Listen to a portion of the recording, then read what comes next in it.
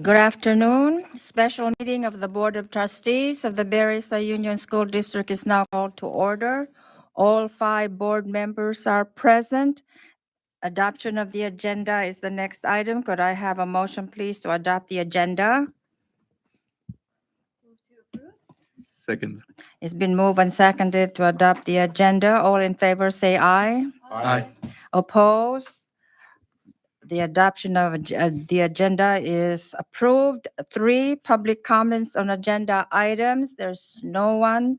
We shall continue to 4, which is review and discussion. A, local control accountability plan study session. Superintendent, please. Thank you, President Boak. This evening, we will have our annual presentation of the Local Control Accountability Plan, our LCAP. Just a few months ago, we had our annual update. So now we'll be bringing that to a close and talking about our data points and goals for this next iteration. So I introduce to you Dr. McCreary, our Assistant Superintendent of Educational Services. Good afternoon. Happy to be back. Just want to review here our agenda. So part of the LCAP is the local indicators that we have to also review. So I'll do a little information on that. And then the main part of the presentation tonight will be reviewing the 25-26 plan and looking at the metrics and all the different components of that, which is also includes the educational partners, survey and information results, reviewing the goals, metrics, et cetera, and also talking a little bit about differentiated assistance for the district. So just a little FYI, this is the local indicator piece, LCFF priorities where the data is not collected at the state level, but at the level at the district. And so some of the local indicators reflect the emphasis of local control, enables the LEA to measure its progress using local data, also provides a holistic view of the progress, challenges, and successes, and also informs the LCAP planning process. And so for the local indicators, you'll see here the priorities that are covered. So we have priorities 1, 2, and 3, priorities 6 and 7. And basically what we do is we do a little self-reflection, and it's either met or not met specifically with these priorities. So for priority 1, our basic services, just pulling data specifically on teachers and if we had any misassignments for teachers that are teaching our English learners, and that's 0 teachers. Number of students without access to their own copies of standards aligned instructional materials is also 0 students. And the number of identified instances where facilities do not meet the good repair standard, which is no incidents. So priority 2 is the implementation of state academic standards.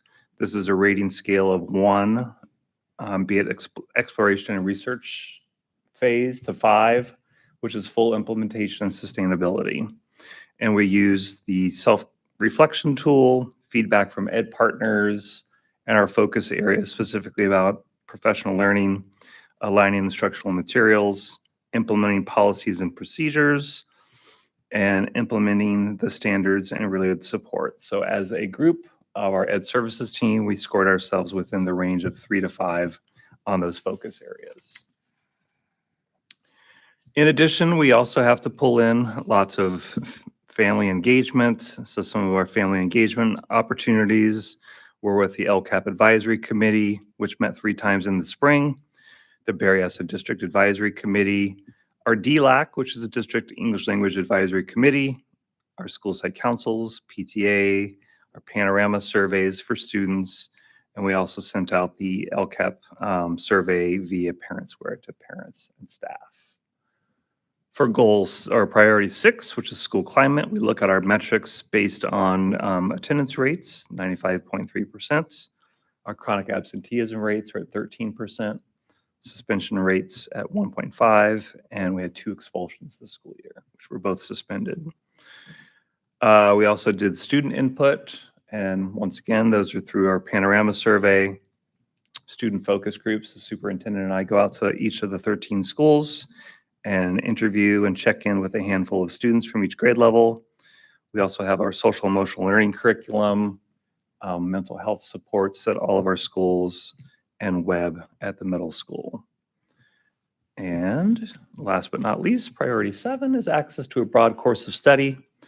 For elementary, we have specialist teachers this year in art, in K1, music 2 through 5, physical education 4 and 5. Middle school, access to electives, music, choir, art, and AVID.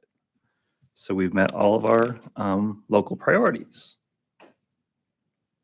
The next phase is looking at our LCAP goals. Just to review, goal number 1, ensuring a safe and productive learning environment, promoting wellness and a positive school culture for all students. Goal 2, improving student achievement for all students by providing common core state standard instruction with the strategic use of technology and providing PD for all staff. Goal number 3, increasing parent community involvement in education. And so in this iteration of the LCAP, we also have to reflect back to year 1, which are our baseline data, and specifically have to call out which of our student groups are identified with the red indicator by the California Data Dashboard. So this is just a listing that we have to bring back this year and next year to reflect on if we're making progress within these student groups. Throughout the spring, we did a lot of education, engaging with educational partners. Some of the specific things that we did were meeting with community partners basically through February, March, and April. We had many meetings with our principals, leadership teams. I mentioned the Berryessa District Advisory Committee that we met with 2 times. Our DLAC also met with them 2 times to review this information. And we had 3 meetings of our LCAP committee as well. We also provided online surveys through Panorama, through Parent Square. I mentioned Dr. Fuentes and I going out to check in with students at all 13 schools. We also had to check in with Shelley Oda, who's our SELPA director, and have a consultation with her as well.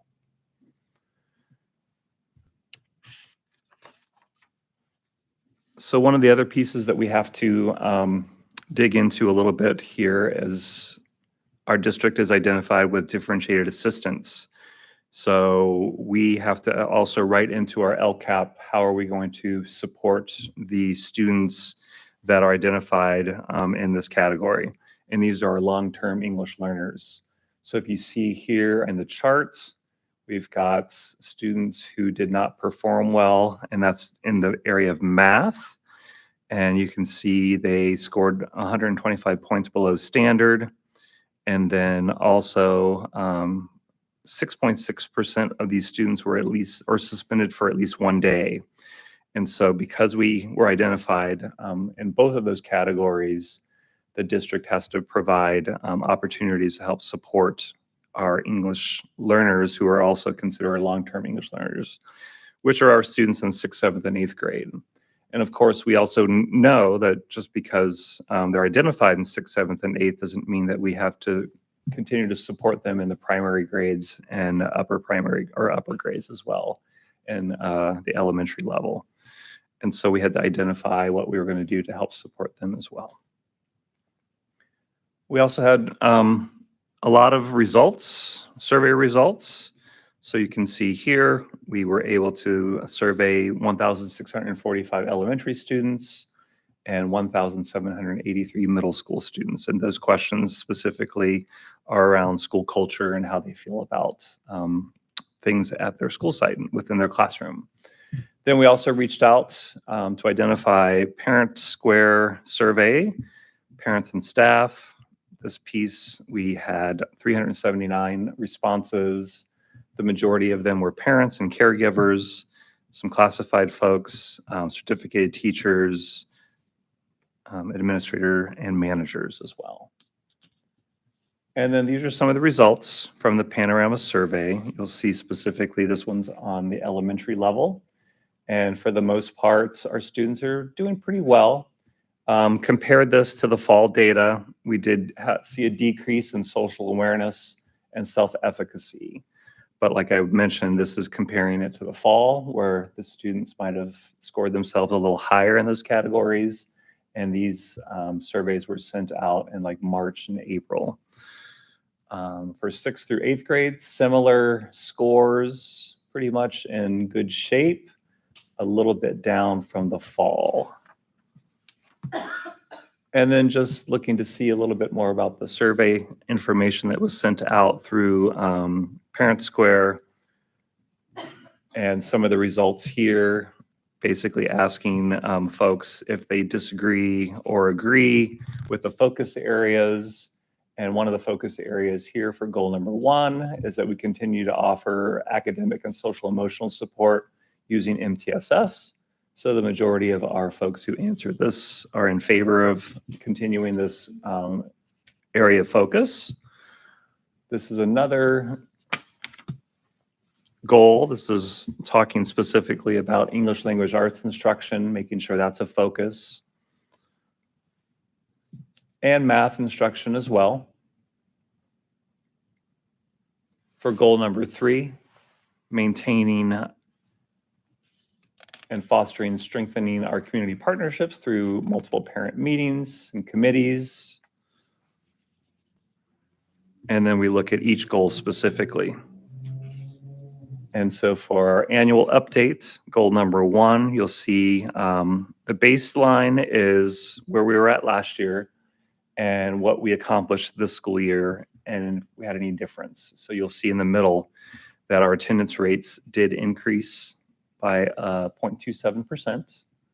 Our chronic absenteeism rates decreased, which is great, from 16.2 overall to 13.2. You'll also see our Hispanic students decreased. Our students with disabilities increased a little bit. And the students that are economically disadvantaged also increased. And I still didn't, I see a difference that's not correct in the right-hand column, so I need to fix that. Suspension rates are pretty much the same, a little bit of a decrease. So our focus area for this past school year was continuing our work with MTSS, working with collective impact solutions to help to provide support for our adult meetings and site leadership teams. Our positive behavior intervention support programs at 10 schools went through level 2 training. 3 schools went through PBS level 1 training. They'll be kicking off that work in the fall. And then other means to help support our students, Care Solace, Project Eden, Suite 360, and Mr. Tom Carroll's position as the coordinator of student services. Continuing to engage with our students and their social emotional learning, providing several workshops throughout the year, and also getting support from our schooling services coordinator, who's housed at Piedmont Middle School. So for next year, we're going to continue working through our MTSS process, and we're going to be revamping what was our student success team. It's going to be called the student support process now. We're going to continue to work on alternatives to suspensions. Our PBIS year 2 and year 3 training will continue. We will be adding an additional BCBA to our district. So instead of contracting a second person, that person will be our employee. Happy to say that we've landed that position already. And we'll be exploring new updated SEL curriculum for both elementary and middle school. LCAP goal number 2 is here. And then overall, as a district, we are in good shape in the green category. And we are 29 points above standard, even though we did decline by 3.3 points. And then here's the specific data around around ELA. And once again, in the middle is the data that we reflect on. It's not this spring, but it's last spring's data. We're just now getting in spring data or data from the 2025 school year for SBAC. And here's our math scores. And you'll see here where one of those indicators is in red. That's the long-term English learners. The other one, I think, is our students who are Pacific Islanders. And once again, the data supporting the need for some growth and some support in math. You'll see our data for math is not as robust as our data for ELA. And then the support that we provided this school year, we added a couple of additional TK classes with materials to provide support for them. We also had multiple new assessments for all of our grades. This was FastBridge. Our intervention training had happened. We continue to offer support for our reading tutors at the elementary level. For ELD, we continue to provide professional development for our SEAL teachers. And we have a handful of our middle school teachers offering up support for 0 periods for our English learners so that our students may have an elective. We added an additional music teacher and art at the elementary level and art teachers at both the elementary and middle school. We just wrapped up 7th grade Mandarin immersion. We'll be adding 8th grade next year. And we're continuing to provide training on the Illuminate platform and EduClimber, FastBridge, and STAR. So we'll focus on the upcoming school year, continue to train our teachers and site administrators on the FastBridge and STAR assessments for English language arts, continue to look at the intervention piece, and also provide more training for our supplemental programs, which are Freckle and Leo. For English language development, we'll continue to provide unit development days for SEAL and expand SEAL to other schools, specifically Ruskin and Noble. Math, we're going to continue to contract with Silicon Valley Math Initiative, SVMI, to support more professional development on the math framework rollout. This will also help support us in adopting a new math curriculum in the next year. And we're going to be identifying tasks within SVMI, which are Mars tasks to support deeper thinking within math, and some more training around the supplemental program for Freckle. Our current 7th graders who are being promoted will get to 8th grade. Had a good meeting with those middle school Mandarin immersion teachers right at the end of school. So they're going to be providing the 8th grade curriculum. Our 2 current 6th and 7th grade teachers will be doing that. And then supporting the Mandarin immersion program as it integrates into Ruskin. For visual and performing arts, we're going to continue to refine our new art program at the elementary levels and our music programs for elementary grades as well. And we'll continue to explore inclusion opportunities for special ed students. And then last but not least, goal 3, here are our actions and services that we highlighted this school year. Parent Square, supporting more effective communication from sites and districts. Continue to offer more parent workshops and follow-up support. Continue to strengthen our family liaison position to help support our parent outreach. And as feedback we received to provide more training for folks at the school sites, office staff, principals, and teachers on Parent Square, and then continue to offer more parent workshops focusing on students who are affected by the school's consolidation program, and continue to strengthen our family liaison program or position to help support parent outreach. And that's our focus for the LCAP in the upcoming school year and some of our data points for this school year. Whew. Just made it. Okay. Any comments from the board? Just a couple of quick questions on the first is probably the easier one is the survey data is always challenging to get. Yeah. So, I mean, I I'm assuming that survey is also pretty important to our dashboard and information. What else can we do? What other ideas are there to improve participation in the survey? What can we do? I just want to add, yeah, definitely the return rate was very disappointing. It's low. This is the lowest that we've had. Right. We've had much higher numbers in the past. This has also been a very challenging year. And it's certainly impacted other activities that we were trying to implement. Folks were just focused on other things, I think is a lot of the reason for the turnout that we experienced this year.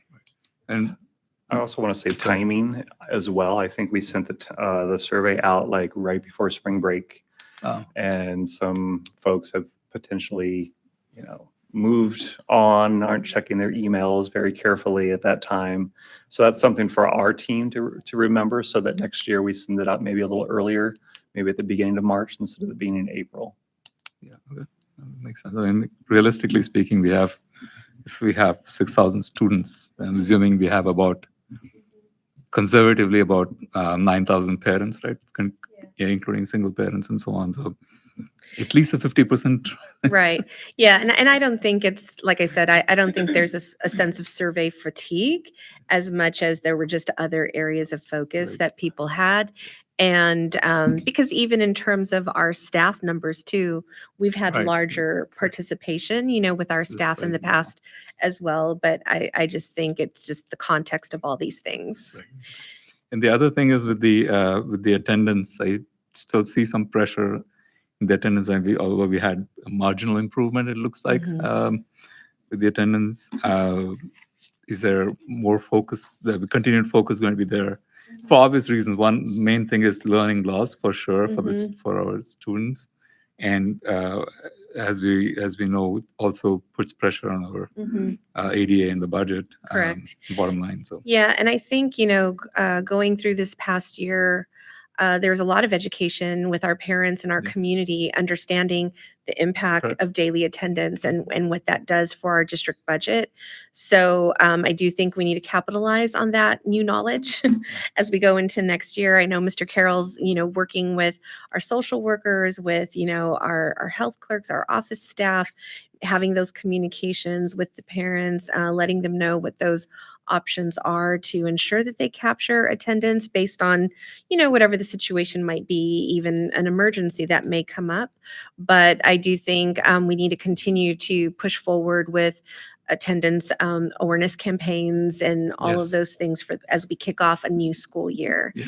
And also keeping in mind that next year, we're going to have new school configurations as well. So that's going to reflect on all these data points for next year. So it's going to, even though next year's LCAP is going to be mid-cycle, it's going to be somewhat of a baseline of new data based on all the movement that's going to be happening.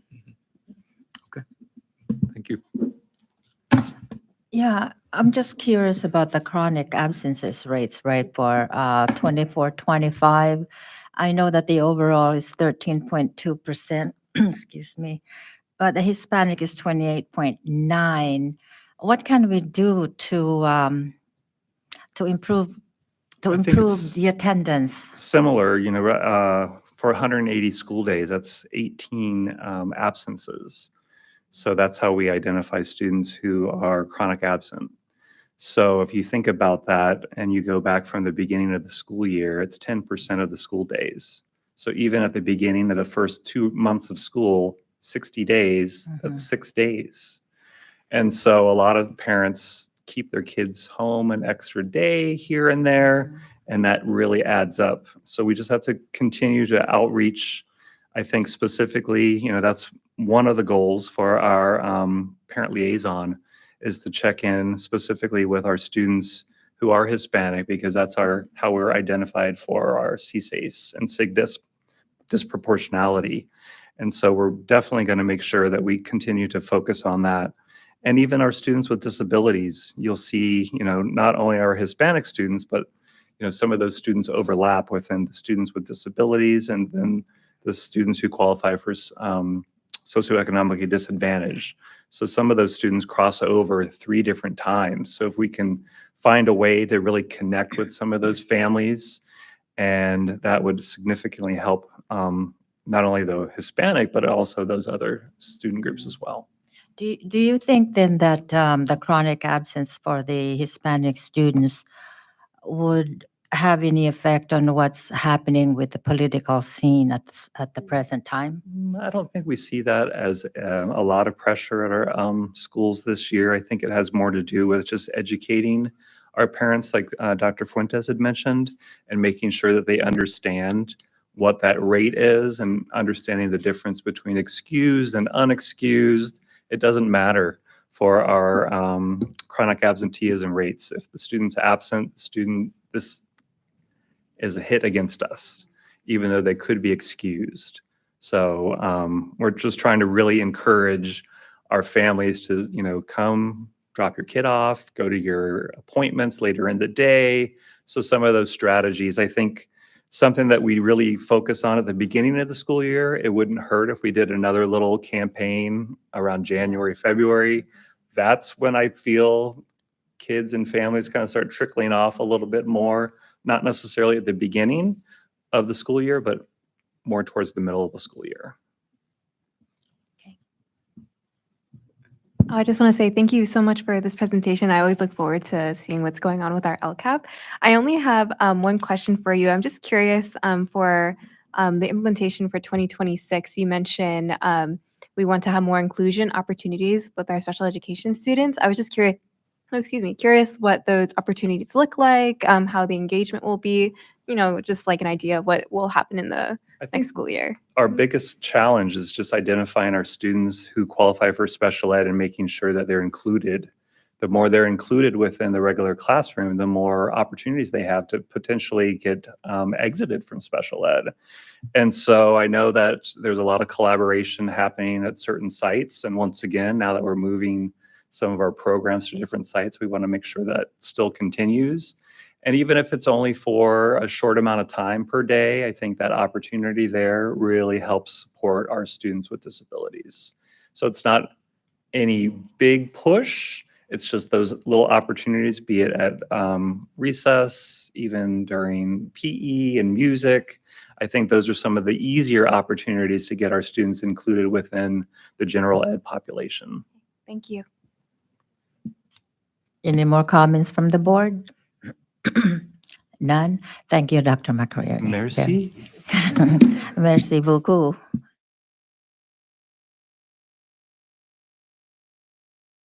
We shall continue then. B, under review and discussion, the budget study session. Dr. Fuentes, please. Yes, at this time, we will have our Assistant Superintendent of Business, Mr. Kevin Franklin. He'll do the review for our recommended June budget adoption. Right. So good afternoon. Here to present our budget for 25-26 that'll be adopted next week. So that's where we're at right here on this chart. So we're at the LCAP and budget hearing and adoption. We'll have the hearing at the regular board meeting in a couple of hours. But I'm going to kind of go over what came in the state May revise and the governor's May revise announcement, and then what those budget impacts are from the May revise to our district. Now, I will say that since the governor released his May revise, the state legislature has also adopted their budget, and they're currently in negotiation with the governor. So where there's some differences, I'll kind of point that out and how that might impact us as we go along. So the current budget problem that is impacting the state is that while revenues are coming in higher than anticipated, the revenues are lower than what was anticipated in January. So there's reductions not only at the state level, but then there's also some uncertainty at the federal level. And I'll point that out kind of later on as we go on. But there's higher costs and ongoing structural deficit within the state budget that the governor is having to try to patch and fill holes while also not cutting education. But I'd say the biggest issue is that the governor is looking at not funding Prop 98 at what the calculated guarantee would be in the event that those revenues don't materialize. So even though Prop 98 is a minimum guarantee, he's proposing to withhold some of those dollars just in case the revenues don't show up. And where that revenue uncertainty comes from is mostly from the LA fires and the delay in tax filings for LA County and those impacted areas.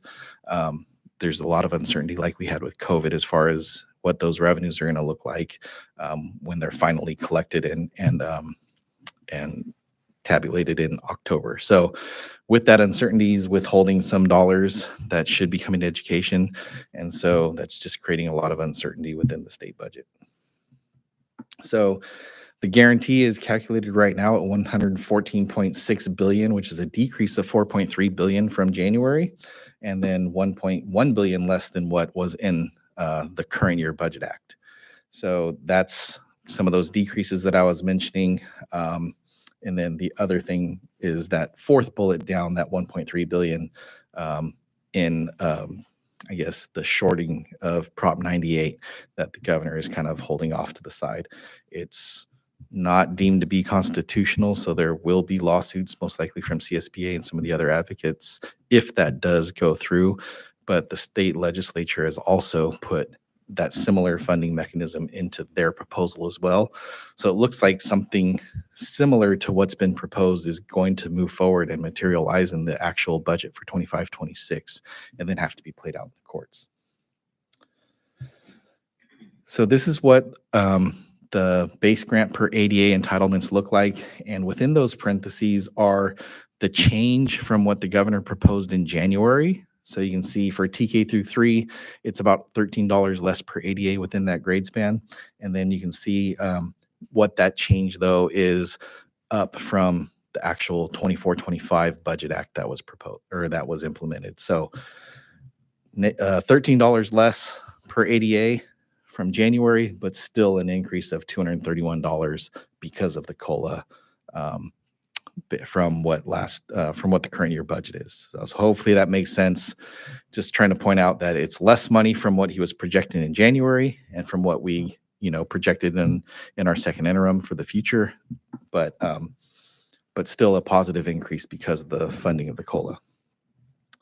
And then the other couple of items to point out are just really that the home to school transportation add-on gets the COLA, and then the big one is going to be that TK add-on for staffing of $5,545 per TK ADA. That is actually in line with what the legislature is also proposing, and that's up by, I want to say, close to $2,500 per ADA. And that is the one area that's different from how our funding works. That TK add-on is based off of the current year ADA for TK. So if our TK program grows in 25-26 above what we've projected, we will get this TK add-on based off of that dollar amount and that ADA. So this is the financial dartboard that we use from School Services of California for our MYP and our projections. So you can see the COLA for the out years there at 3.02% for 26-27 and 3.42% for 27-28. However, those are both down from what was in the January dartboard. So those are going down slightly. CalPERS employer rate is staying the same throughout all of the years on the dartboard. And while we did get a little bit of relief from CalPERS and that rate reduction by about 0.4%, I think, you can still see that it then continues to grow, though, in the out years. So that's some relief for this upcoming year, but it still continues to grow slightly in the next few years. These are the statewide average reserve levels from 23-24 data. This is just to have a comparison to show what the statewide average reserves are throughout California compared to what we currently have. So we're currently sitting at about a 3% reserve, which is the required minimum. But you can see elementary districts in 23-24 at about 25.5%. And then other districts of our size are about 22.14%. Back in 23-24. But I will say back in 23-24, I think our reserve was somewhere around 7 or 8%. So we weren't right at the 3%. Comparing apples to apples in that chart, but still below that average. But again, that's California and not necessarily regionalized. Proposed in the governor's budget is a discretionary block grant of 1.7 billion. So the governor had proposed this same block grant back in January, but it was at 1.8 billion. So he's slightly reducing that figure. And so if it's distributed equally based off of ADA, which is how we think he's proposing to distribute those dollars, it would be about $305 per ADA, which would equate to about $1.7 million for the district. However, the legislature's adopted budget reduces that 1.7 billion down to 500 million. So that would be about 500,000 for us versus 1.7 million. So, you know, there's some negotiations that are going to happen around this topic. The LAO, actually, as you can see on the third bullet, the LAO, who's just advisory in nature, though they proposed increasing that by $400 million as part of their recommendation to the governor based off of his May revise. But looks like neither group is going with the LAO's figure, and they're both looking at a reduction. So I think the governor's final budget will end up somewhere in between, but that still remains to be seen. So if we have some more information by the next board meeting, we can share that. But otherwise, I haven't heard anything about this topic at all. So one thing to point out is that it is fully discretionary. The governor did have some proposed uses, but essentially we can use those dollars for whatever we choose. I would just add, because I think this is an important time, that we do outreach to our elected officials, to really emphasize the importance of that one-time discretionary grant, because we had all, based on the governor's proposal, had made plans and put it into our budget development process. Cutting it by 2/3 is significant. And so really important to just reach out and let our legislature know, not just that we need that money, but how that money would be utilized if maintained, right? That it helps to support student services, that it helps to maintain social worker support, that it helps to continue addressing, learning needs that the students have, so that they understand the value and the impact that those dollars have, and what would go away if that money doesn't stay in place. The other thing is both the legislature as well as the governor are proposing that shift with Prop 98. If they both continue moving in that direction, that's expected to be litigated by all of our educator associations. So there's a lot of still mobility in this. So really important to get your voice out there and to let our folks know, what our opinions are about these things. Okay, moving on to expanded learning. So again, this is another area where there's been a lot of fluctuation in revenues for us to be able to provide our expanded learning program. I think I mentioned at a previous board meeting that we've had a reduction of about $1 million in the program over the past 2 years. And so what the governor is proposing in his budget is to expand the funding for ELOP by about $525 million. But what he's also doing is he's expanding the number of school districts that qualify as a Tier 1 agency. So a Tier 1 agency would now be those school districts that have that receive concentration dollars, so that are above 55% unduplicated count.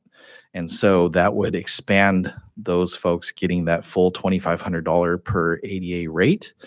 And the governor did not propose setting a Tier 2 rate that's at a stable rate. Right now, our rate as a Tier 2 district of under 55% unduplicated count has a rate that fluctuates. It started out at being set at $2,000. It was funded at about $1,500 this past year. They recouped unspent dollars to bring us up to $2,000 just now at the end of this fiscal year. but there's that rate instability. And so we're just making an educated guess on how much that rate is going to be. The one thing that I'll mention that's changed from the governor's proposal, or governors may revise, is that the legislature proposed stabilizing the tier 2 rate, but they didn't say what that would be. So that doesn't help us out as far as planning, but that at least lets us know that our voices have been heard about stabilizing that rate, and we just need to see what that stabilization is so that we can plan. So whatever that is, if it's $1,500, $1,800, or $2,000, at least that'll give us a number to work with that we know that we'll receive no matter what per ADA, and can plan based off of that instead of having to make these educated guesses. Yeah, it's also problematic in terms of us providing any kind of assurance to our families in terms of scholarship eligibility to be part of these programs. When the ELOP allocations were first distributed, we all had an equal rate. Then it got shifted to the tier 1, tier 2 model.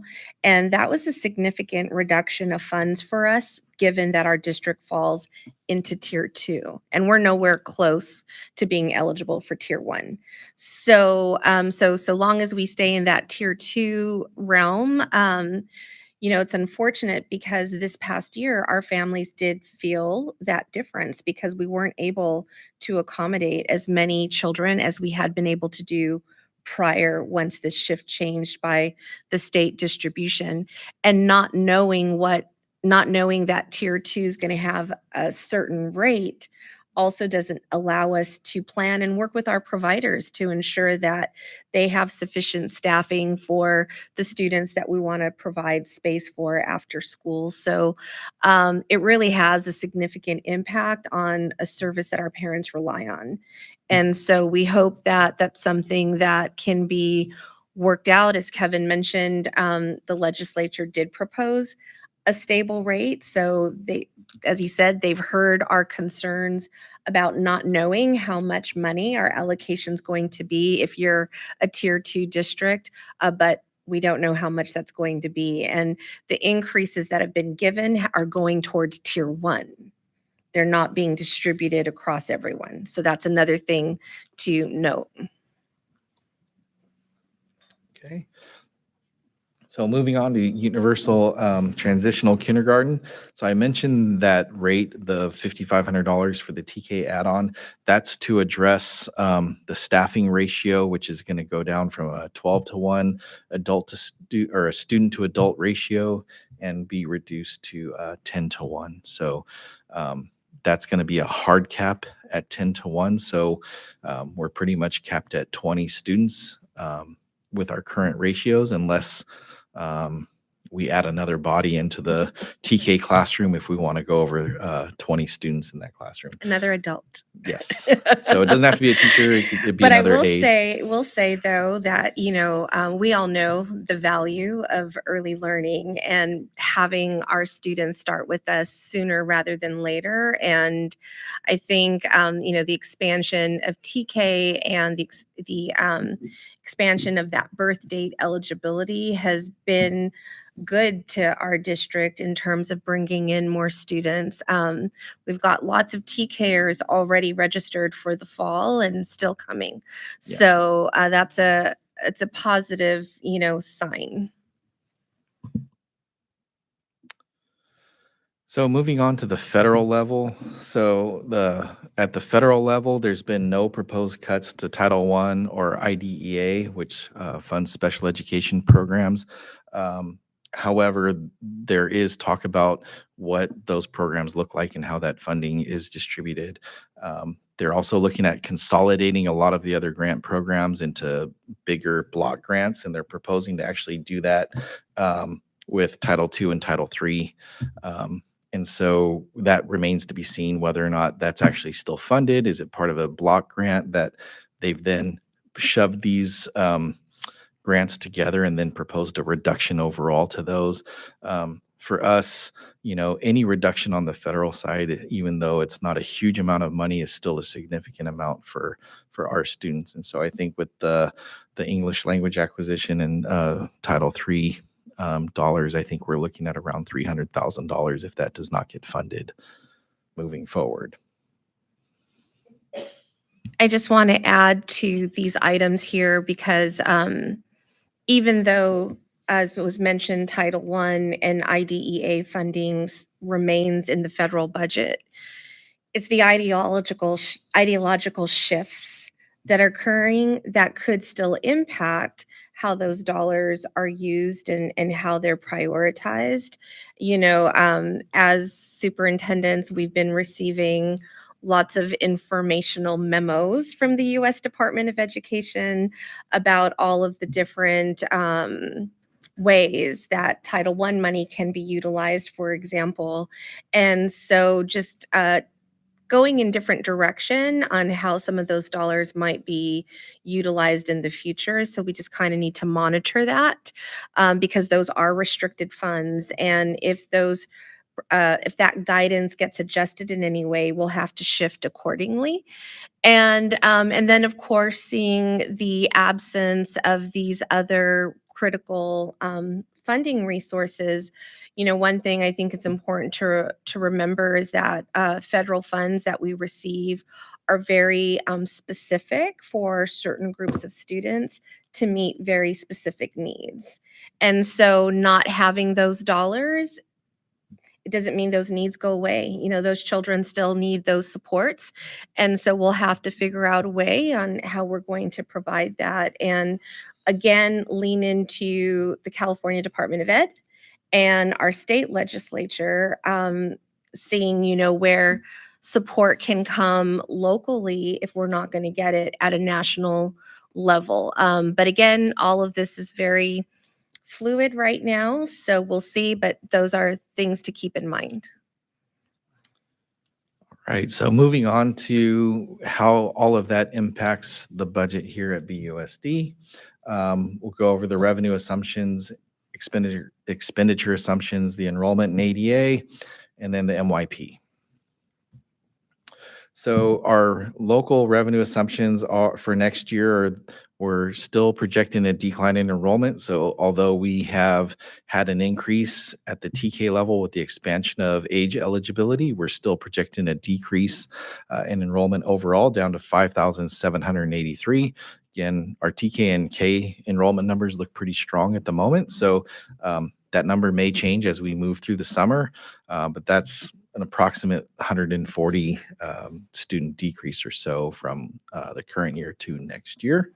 The funded ADA, keep in mind that's a 3-year rolling average of our funded ADA. So that's why you see it being fairly close to that enrollment projection. And then you'll see it actually being closer higher in the 2 out years just because of how that average works out. But it's a 3-year average of our ADA that we're funded at.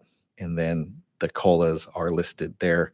Our unduplicated pupil count or percentage is at 42.24% and pretty much holds steady throughout the MYP at 42%. So this is how the calculation works out with the COLA across the grade spans for a total LCFF funding of $69.5 million in LCFF funds. So what that looks like in a chart form, our LCFF funds compared to our federal, our other state dollars, and then our other local dollars that we get through grants and donations and our leases and other things of that nature are shown there. So you can see the bulk of the dollars come from our LCFF funds. You can see $2.5 million federal dollars. That's going to be for special education, our Title I programs. And then a lot of our other state funding is from significant portions from ELOP and programs like that. So that's how our revenues shake out. And then this is on the expenditure side. So you can see employee salaries and benefits for certificated and classified staff, what that breaks down to. And then you can see then how much the associated benefits, statutory benefits, and health and welfare. So it's about 88% of our current expenditures are for salaries and benefits, and then the rest being for our books and supplies and then other contracted services. And so within those other contracted services are our utilities, our liability insurance, and things of that nature. So all of that makes up about 10%. So really where we'd want to be able to start building a comfortable reserve would be about 85% or less on the salary and benefits as far as percentage of expenditures. So you can just kind of see we're getting close to that with some of the reductions that we've been making, but that's where you see some of those districts that have those 22% reserves on average. So this is how the proposed budget is delineated between unrestricted and restricted dollars. So you can see what our ending fund balances are in each of those funds. So remember, the restricted dollars are federal Title I dollars, Title II, Title III, and then our supplemental dollars are also tracked now and have to be set aside to provide for those specific students that generate those. And you can see the combined revenues, $91 million, and then our combined expenditures of 95. So still deficit spending, but again, deficit spend mostly on the restricted side to spend down some of those remaining dollars that we have from one-time sources and things of that nature. Contributions to restricted programs, contribution of 12.7 million to special education, and then 1.8 million is the required contribution to our routine restricted maintenance program, for a total of $14.5 million in restricted contributions from the general fund. And then this is the general fund contribution for special education in particular. You can see how that's grown over the past 10 plus years or so. One thing to point out, taking a look at our projected $13.7 million in contribution for the current year, that's in our estimated actuals versus next year. A lot of that reduction is just due to reduction in contracted services that we've been providing for this year.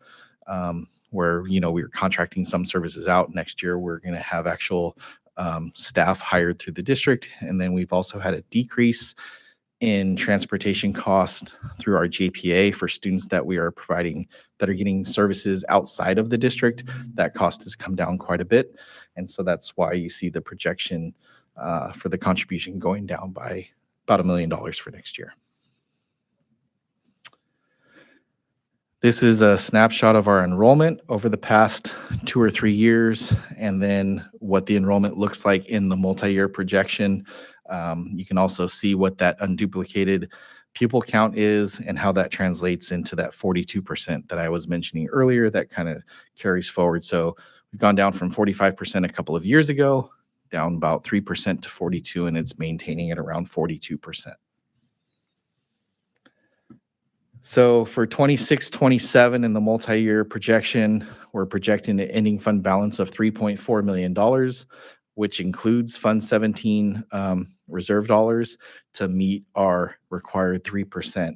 And we are also meeting that required 3% in 27-28, and we'll have a fund balance of about $4 million. So that ending fund balance is starting to grow based off of the decisions that were made for school consolidation and to generate those savings. And so then you're starting to see the fund balance start to grow as a result of that over the next 2 years. These are the projected enrollment numbers that I mentioned before, projected to keep declining in enrollment to 5581 in 26-27, and then 5352 in 27-28. And then you can see the 3-year averages because the ADA is higher in those previous years. You're seeing some of those 3-year average ADAs be higher than what our enrollment is for those years. And then we have the COLAs set at what was in the school services dartboard of a little over 3%. And those will continuously change as we go through the year and update first interim, second interim, et cetera. Expenditure assumptions for 26-27 and 27-28, because we're still projected to decline in enrollment, we are still projecting reductions in our FTEs and making those efforts to continuously keep in line with our enrollment decline so that we're right-sizing our staffing as we go along. And so we have those dollars there in that FTE reduction estimate. And then the pay increases for step and column, we typically estimate about a 1.5% increase in our salaries because of step and column.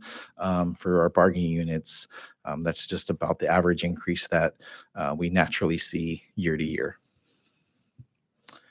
And then lastly, this is what the multi-year projection looks like. So it's kind of all of those previous slides summed up together. We're meeting our 3%. And one thing I do want to point out in the revenue portion is we have included in the revenue section the proposed or the leases that we are entering into with some of our community partners at Toyon and Laneview. So Toyon's lease agreement is on the board agenda this evening for approval. And so we have included lease revenues for that site.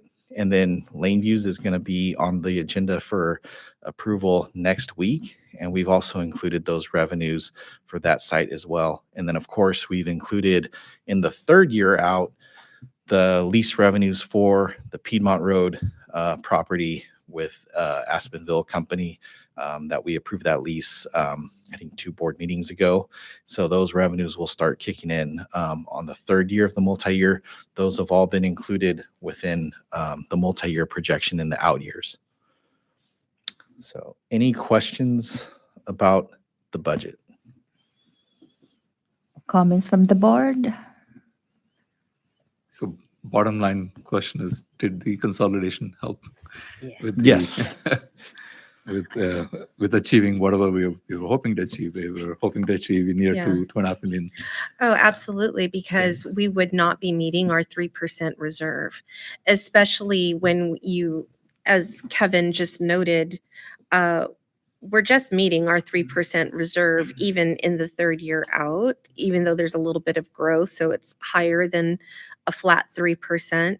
But that's including not only the savings anticipated from consolidation, but also new revenue that we also didn't have, right? So if you removed that new revenue opportunity and had left things the same, we would not be meeting our 3% reserve in none of the years. Yeah, and so one thing that we did talk about bringing forward at a future board meeting once, we've kind of have all of our students and staff settled is how those savings actually materialized and what that looks like for each of the school sites, because that's something that's really hard to project. I mean, there's certain things that we know that we won't have to continue to pay. We know that the utilities would stop for the most part at those 3 sites, but then it really comes down to then what the staffing reductions look like, who ended up retiring, how did we backfill some of those, how did all of that end up playing out over the last few months. And so we'll have some of those figures that can be shared sometime in the future, either at first interim or second interim moving forward. I think it's important. It'll be great, and it is important for the benefit of the community to affirm that whatever actions we took did make sense and was necessary and relevant. I think MOT is temporarily moving to Cherrywood, so there'll be some utility costs still at Cherrywood for a few months, hopefully less. So we will see, because there's still a lot of movement, okay. because I see we what you're also saying. have other tenants, and I so gotcha. we will have some flexibility on where we move district staff. I understand, but I just thought about that. So there is tenant interest in Cherrywood. Yes. The one thing I just wanted to maybe have we talk about a little bit more is the reserves, average reserves. I'm trying to pull up the slide there. The average reserves that you spoke about statewide, there are districts that have 25% in reserve compared to what we have in 3% reserves. So I mean that kind of highlights how the COLA funding is really not effective. We really need to look at the legislature. Really needs to look at regional COLAs. To look at the numbers in San Francisco Bay Area might be different than Yuba City or Redding or Right. LA is even more than us. Some of the interior areas slightly less than us. So applying one blanket COLA to all the entire state doesn't help. So I think that they need to continue looking at those regional COLA numbers to try to spread out some of the revenue because it seems to really unfair. I don't know whether I won't say unfair. I don't wish anything bad for the other districts that have a healthy reserve, but we shouldn't be fighting for every dollar. I want to be able to pay our teachers well, bring some new programming to the district, and if you're always Right. fighting against those deficit spending and the reserves, we're never going to be able to do that. Mhm. Yeah, because the other And- thing that they don't have in any of those numbers are by district type either, right? So by, whether or not they're community funded, LCFF, high Mhm. unduplicated count, right? All of that makes a significant difference in ability for, districts to grow their reserve. So even if you had it by region, right, you'd even look within our county, you have such a wide range of types of district from high need districts to community funded districts, and then a district like ours that's not a high UPP or community funded, but we have to compete with those districts, right, for staffing and maintaining those staffing and programs to be able to attract students. So, they're, Still more questions. ending balances that are much higher than ours. Is that because their staff salaries are lower than ours? Is that one of the reasons? It kinda It seems could be that. a variety of reasons. I will say that, a lot of, if you looked at a lot of other districts, health and welfare contributions vary widely, not only within the county, but within the state and even in our surrounding counties. You have some districts that don't provide any employer contribution towards health and welfare. And so they have slightly higher salaries. I wouldn't say significantly higher, but slightly higher. Then you have some, I would say on average that I see that are providing around $16,000 or $17,000 per employee on an annual basis, where ours is closer to 30,000. And a lot of that is to try to attract and retain staff. But when you're looking at that wide of a gap, while pay may look the same, that difference in contribution for employees could be in the millions for a district our size with a staff of, let's say, about 450 to 500 benefit eligible employees. So that's just one component of it, though.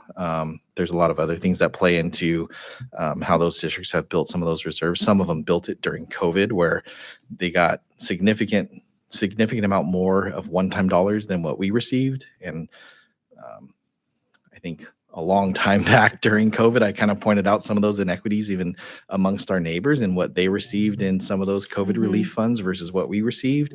So a lot of them were able to bank those dollars and grow their reserves and slowly spend those down, where we had to just kind of use the dollars as they came in.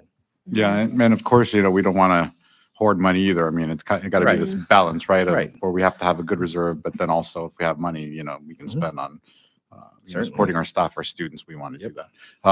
Are we getting parcel tax money from the last parcel tax still? We are. So it's still set at $79 per parcel, which is what it originated at back in 2007 or 8 when it first started.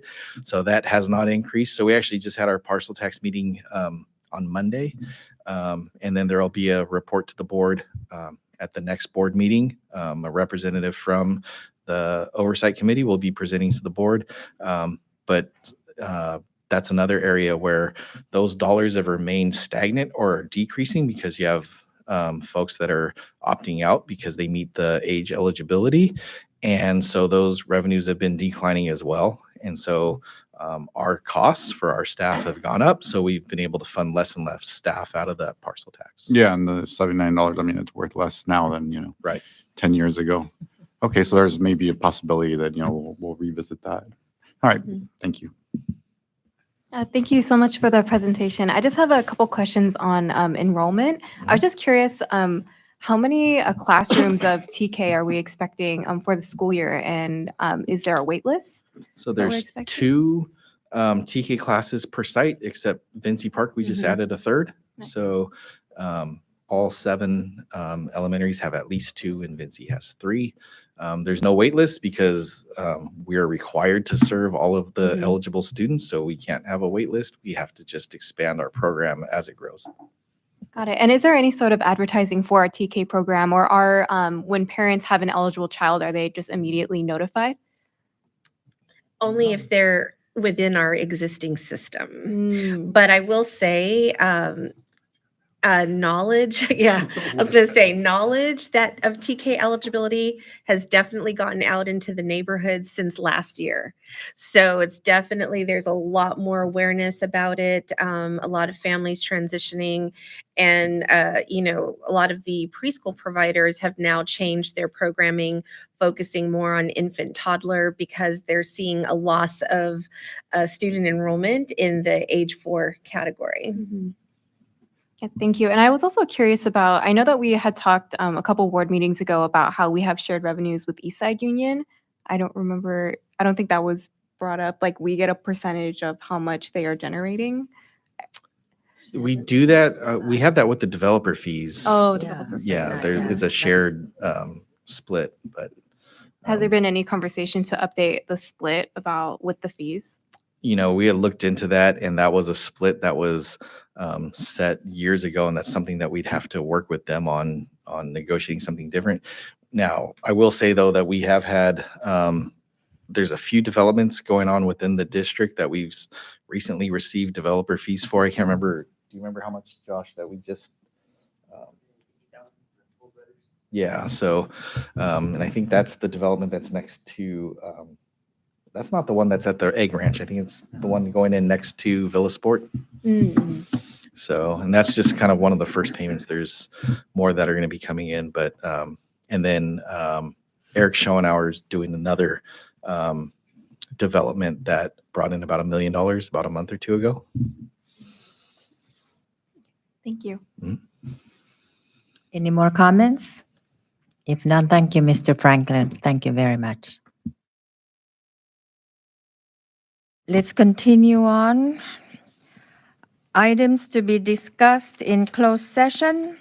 A, conference with legal counsel, anticipated litigation, initiation of litigation pursuant to paragraph 4 of subdivision D of section 54956.9 of the government code, deciding whether to initiate litigation. One potential case. Item number 6, are there any public comments on closed session items? None. If not, we will now adjourn to closed session at 5:08 p.m. Thank you.